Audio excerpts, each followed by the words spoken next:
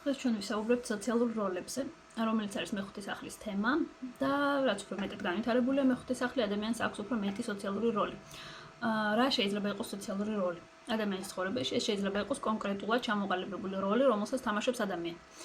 კონკრეტულად მაგალითი რომ დავასახელოთ სოციალური როლის, ეს შეიძლება იყოს მაგალითად მკაცრი დედა, სამართლიანი უფროსი, შემიძლია ვიყო როგორც გამგებიანი ან კომუნიკაბელური თანამშრომელი, შემიძლია ვიყო მაგალითად მეგობრული მეზობელი, თბილი მზრუნველი შვილიშვილის როლში, შემიძლია ვიყო ძალიან ჭკვიანი გუნდის წევრის როლში.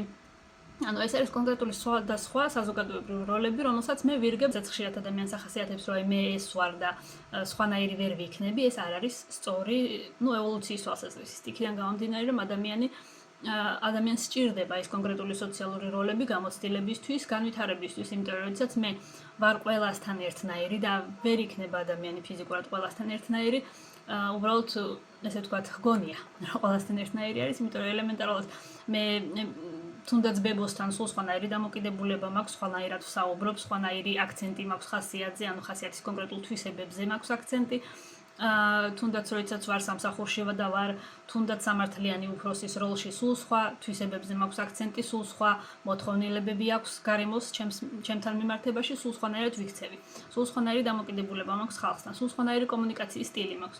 შესაბამისად, აი ესეთი როლები, როდესაც ადამიანს აქვს, როდესაც ადამიანი ირგებს თავის თავზე სხვადასხვა განსხვავებულ როლს, სოციუმში უფრო მიღებული არის თუ ეს როლი იქნება ძალიან კარგად დამუშავებული და ზუსტი და ამიტომაც ვთქვი მე თავიდანვე, როდესაც მკაცრი დედის როლი, იმიტომ რომ დედის როლი უნდა იყოს მაქსიმალურად განსაზღვრული კონკრეტული თვისებებით, რომ ჩემთვის უფრო მარტივი იყოს ამის მორგება და მე რო ნორმალურად ვჩანდი გარემოდან, რომ გარემო მიიღოს ეს როლი, იმიტომ რომ თუ მე ვიქნები უბრალოდ დედის როლში, დედას შეიძლება იყოს 1000-ნაირი განსხვავებული, შესაბამისად მე შეიძლება ავირიო და ვერ შევასრულო ეს როლი კარგად.